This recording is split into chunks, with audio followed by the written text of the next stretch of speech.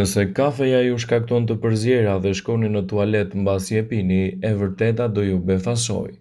Kafeja pëlqen nga miliarda njerëz në botë dhe shija e saj ka aftësinë për të rritur nivelin e energjisë.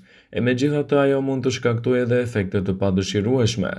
Ajo që jep kafes shijen e saj tipike, pra acidin, mund të shkaktojë shqetësime edhe pas konsumit të një filxhani. Kafeja mund të shkaktojë edhe probleme me refluksin. Stomaku është një mjedis acid për shkak se kafeina përmban acide. Kjo rrit aciditetin duke shkaktuar shqetësime. Këto acide mund të përkeqësojnë në tretjen e ushqimit dhe për këtë arsye shumë njerëz kanë nevojë urgjente për të përdorur tualetin. Shumë njerëz sapo zgjohen i drejtohen menjëherë filxhanit të kafes dhe kjo shkakton çrregullime të fshikëzes, duke u bërë që të shkoni më shpesh në tualet. Gjithashtu, kafeja mund të kundërveprojë me disa medikamente të caktuara dhe t'ju shkaktojë të përzjera, ndaj duhet të pihet gjithmonë edhe në momentin e duhur dhe asnjëherë me tepritës.